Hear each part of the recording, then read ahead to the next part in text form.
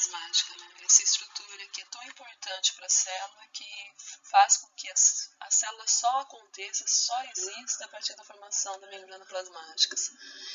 Alguns pesquisadores defendem muito forte essa ideia, que a célula só passou a existir no momento em que a membrana plasmática veio e começou a compor, limitou o meio intracelular do que estava fora, né? Do meio extracelular.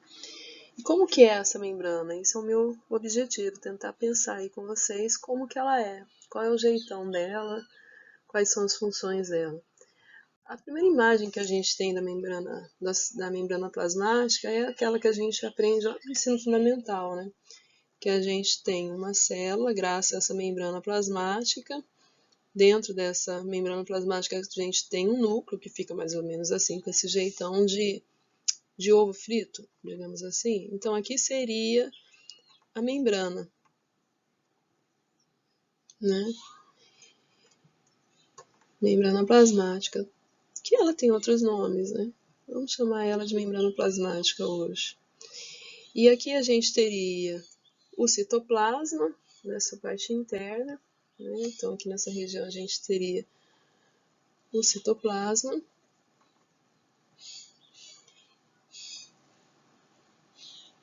E no centro de tudo isso, de algumas células, a gente teria aqui o núcleo. Então essa imagem, a gente começa a trabalhar com ela lá na disciplina de ciência, no ensino fundamental 2. Né? Mas o que eu queria destacar aqui é assim, uma das coisas que a gente tem que pensar é que todas as substâncias, para entrar ou para sair de dentro dessa célula, ela vai ter que passar por essa membrana plasmática. Desculpa, o desenho não ficou tão bom, não. Mas vamos continuar. Então, quais são as funções da membrana plasmática? Vamos tentar entender as funções dela primeiro. A primeira função que a gente tem aqui destacada é essa da permeabilidade seletiva. O que significa ter uma permeabilidade seletiva? Eu sou permeável, sim, só que eu seleciono a quem eu sou permeável. Isso faz com que a membrana plasmática ela tenha um controle de entrada e saída de substâncias. Essa função é muito parecida com aquela função das fronteiras entre os países, né? Quando a gente vê em filmes, assim, as pessoas tentando entrar de maneira ilegal de um país, a gente sabe que existe uma fronteira que faz esse controle, né? De entrada e saída de pessoas. A célula também tem isso, e quem faz isso é a membrana plasmática. Então, a membrana plasmática ela controla a entrada e a saída de substâncias dentro da célula. Né? Outra função, a proteção das estruturas celulares. Então, a célula tem um pH que deve ser mantido diferente do meio extracelular. A célula tem organelas, que também não pode ficar em contato com o meio extracelular, até sob, por exemplo, agentes patógenos, né? Algum micro-organismo que tente fazer mal para a célula. A membrana também tem essa função de proteção das estruturas celulares, proteção da célula. Ela também é responsável por delimitar, né, a delimitação do conteúdo intracelular e do conteúdo extracelular, ou seja, eu sei aonde a célula começa e aonde a célula termina, graças a essa delimitação que é feita pela membrana plasmática. Outra função, transporte de substâncias, né? Então, é através dessa membrana também que a gente tem o transporte de algumas substâncias que são essenciais ao metabolismo, né, celular. A gente poderia também citar a membrana da mitocôndria, que tem uma função de ajudar na produção de energia, mas ela não é o tananã da aula. E o reconhecimento de substâncias. Por quê? Reconhecimento, porque ela vai ter receptores, né? A membrana tem receptores, e são esses receptores que vão fazer a célula reconhecer que se aquela substância pode entrar ou não pode sair da célula, né?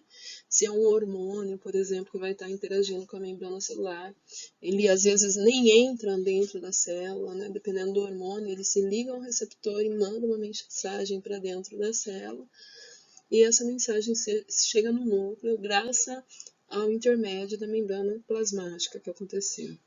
Como ela é, então? A membrana plasmática é principalmente formada por fosfolipídios. E o que é um fosfolipídio? Como funciona esse fosfolipídio? O fosfolipídio ele vai ter uma cabeça, que a gente fala que é uma cabeça polar, e uma cauda, que a gente fala que ela é apolar. Aqui no caso, eu vou usar essa palavra aqui, em vez de polar, eu vou colocar hidrofílica. O que é uma coisa hidrofílica? Hidro de água e fílica de afinidade. Então, é uma região que tem afinidade da água, que gosta da água. E uma outra região que eu vou chamar de hidrofóbica. O que é uma região hidrofóbica? O que é fobia? Alguém aí tem uma fobia? Tem bastante gente que tem fobia de aranha, por exemplo, aracnofobia. Então, fobia vem de medo, é tipo o cascão, né, que tem medo de água. O que acontece? Quando a membrana plasmática é formada, a gente tem duas camadas de lipídios. Não sei se vocês conseguem perceber. Uma aqui, com as cabecinhas todas para esse meio, que a gente pode chamar de meio externo, e uma outra camada aqui com as cabecinhas para esse outro meio, que a gente pode chamar de meio interno da membrana. Então, as caudas desses fosfolipídios, elas se protegem. E isso forma uma estrutura de micela. É mais ou menos como quando a gente coloca óleo na panela de água para fazer macarrão, né?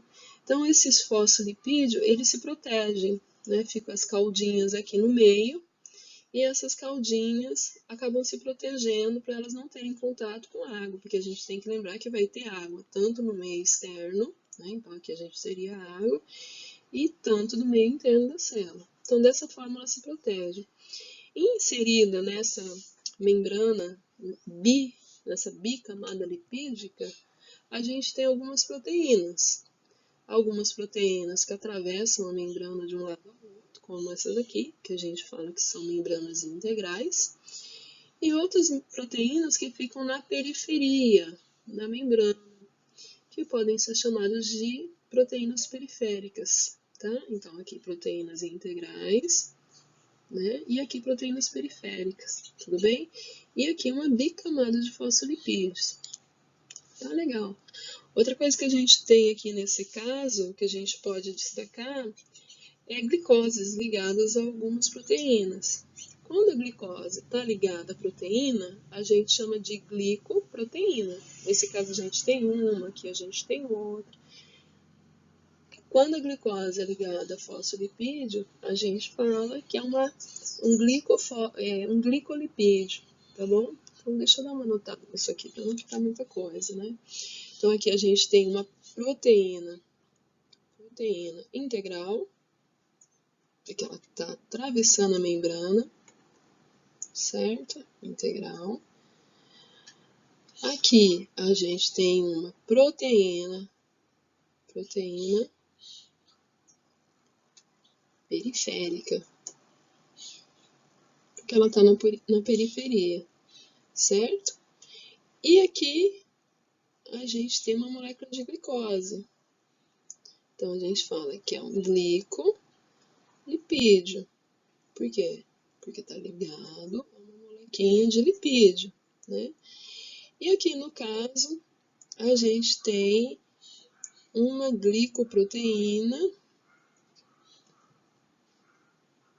porque está ligado a uma molécula de proteína. Essa daqui nem tá tão muito boa para dizer que ela tá ligada ao lipídio, porque aqui parece até que tem uma proteína, né? Vamos pegar essa daqui, ó. Essa daqui realmente vai ficar uma glicoproteína, um glicolipídio perfeito. Certo? Aquilo ali tá parecendo, na verdade, que é uma glicoproteína, porque tá ligado numa estrutura aqui. Tá? Deixa eu apagar isso aqui, então, pra gente não ficar com o resumo errado, né? Porque realmente ficou duvidoso isso aqui. Beleza? Mas, de qualquer forma, a gente vai ter, então, proteínas que são integrais, que atravessam a membrana de um lado para o outro, proteínas que são periféricas, que ficam na periferia da célula, algumas que atravessam em forma de hélice a membrana plasmática, e os lipídios, então, formam uma bicamada lipídica. Por que uma bicamada lipídica? Porque tem duas, né? De maneira geral, eu falo que a membrana plasmática é uma membrana que tem lipídios e proteína, então chamo ela de lipoproteica, né? É muito comum isso aparecer em provas, tá? que ela é lipoproteica, né? Porque ela é formada por lipídios e proteínas, né? E ela é também uma bicamada lipídica, beleza? Então, essa lipoproteica e bicamada lipídica são características, então, da membrana plasmática, certo? Bom, se tudo que entra na membrana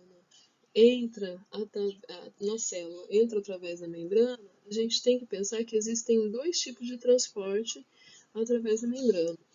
Um transporte que é chamado transporte passivo, que é aquele que não vai gastar energia. E qual que é o nome da energia da célula? ATP, então esse não gasta ATP, que é adenosina, trifosfato, né? Não gasta energia. E um outro tipo de transporte que é chamado de transporte ativo. E se ele é ativo, esse transporte é aquele que vai gastar energia. Então ele gasta, né? Ele tem um consumo, tem um gasto de ATP, certo? Tá bom. Por que o passivo não gasta energia e o ativo gasta energia? Porque o passivo, ele acontece a favor de um gradiente de concentração. Que é isso? Que é isso ser um gradiente de concentração? Ele é tipo Robin Hood, né? Ele tira dos ricos para dar para os pobres. Um gradiente de concentração. Como assim ele tira dos ricos para dar para os pobres? Vai sempre do que tem mais para o lado que tem menos, né? Então, vai sempre do maior para o menor. Tá? Então, isso é ser a favor de um gradiente de concentração. Tirar do lugar que tem mais e passar para o lugar que tem menos. E o transporte ativo? O transporte ativo vai acontecer ao contrário, né? Como, infelizmente, a gente tem alguns políticos que fazem isso. Tira dos pobres para dar para os ricos. Então, ele vai contra, não que isso aconteça no nosso país, né? Contra um gradiente de concentração, certo? Bom, já que a gente já sabe mais ou menos o que é um transporte passivo e um transporte ativo, quais são os tipos, então, que a gente tem de transporte ativo e transporte passivo? Vamos falar do transporte passivo primeiro, né?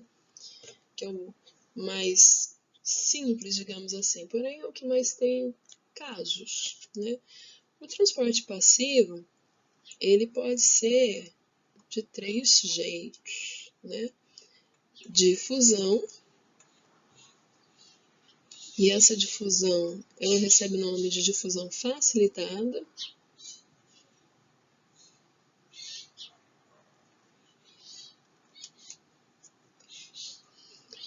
Outra difusão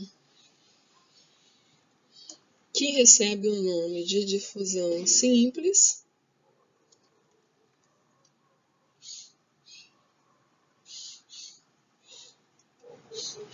A osmose. São os três principais tipos de transporte passivos que nós temos. E os transportes ativos que a gente teria são chamados de bombas, né? Bombas celulares. Mas não é porque elas explodem, não. Eu já vou explicar para vocês por que elas são chamadas de bombas, beleza? Vamos falar primeiro, então, da difusão facilitada, depois da difusão simples, osmose e, por último, das bombas, tá bom? A gente tem algumas bombas, bombas de cálcio, bombas só de potássio, são todas bombas iônicas, beleza? E bora lá. Bom, vamos falar então, eu falei para vocês agora há pouco que a membrana plasmática era formada por lipídios e por proteínas, ou seja, para entrar vai ter que passar ou por lipídio ou por proteínas. A difusão simples é aquela que ocorre por meio dos fosfolipídios. Ocorre através dos fosfolipídios. Como assim? São substâncias que conseguem passar através dos fosfolipídios, né? Sem grandes problemas. Elas conseguem passar por eles facinho, facinho. Um exemplo que a gente tem é dos alvéolos pulmonares, que possuem determinado tipo de gás e chegam em contato com os capilares, por exemplo. Vamos supor lá, você recebeu um monte de oxigênio agora nos seus alvéolos pulmonares. O sangue que passa é um sangue rico em gás carbônico, ou seja, não tem oxigênio naquele sangue. O que acontece? Acontece uma troca, né? O oxigênio vai para os seus capilares sanguíneos e o gás carbônico vai para o seu alvéolo. Então, há um equilíbrio. Busca sempre o equilíbrio. Na prática, por exemplo, se eu passo um perfume, esse perfume ele se espalha num determinado ambiente, né? Então, isso é uma difusão, é você difundir alguma coisa. Né? Geralmente, a gente, quando fala de difusão, a gente fala sempre de gases, de substâncias, nesse sentido. É igual, por exemplo, quando a gente está todo mundo na escola e bate o sinal. Aí a gente vai difundir para nossa casa. É uma coisa que acontece naturalmente, sai do meio mais concentrado para o meio menos concentrado. Né? Juntar todo mundo na escola é difícil, mas ir para casa é mais fácil. Tá? E a gente tem uma difusão facilitada. A difusão facilitada, ao contrário da difusão simples, ela é uma difusão que ela acontece através das proteínas. Então, alguém vai facilitar. Ela não consegue entrar por meio dos fosfolipídios. Então, ela acaba entrando, né, corre por meio, né, ou através das proteínas. Né? Então, ela atravessa, mas existe um facilitador, um agente que vai facilitar essa entrada, certo? Então, a ideia é mais ou menos a mesma da difusão simples. Também sai do meio mais concentrado para o meio menos concentrado, mas a gente tem que respeitar, no caso, que ela não vai passar por meio dos fosfolipídios, e sim através de uma membrana. E a osmose, que daí, nesse caso, quem se locomove é o solvente, né? Aqui, nesse caso, geralmente é o soluto, e a osmose é o solvente, onde quem vai fazer, quem vai passar, digamos assim, é o solvente, a água. Né? Então, ela também ocorre por meio da membrana, só que quem vai fazer, quem vai passar, né, é o solvente. E quem é o solvente universal? O solvente universal é principalmente, não, o solvente universal principalmente não, o solvente universal é a água, né? É a água, beleza? Esse vídeo tá ficando um pouco longo, então eu vou dar uma paradinha nele e vou fazer um outro explicando mais sobre a osmose e sobre a proteína, tá bom? Sobre o transporte ativo. Até mais!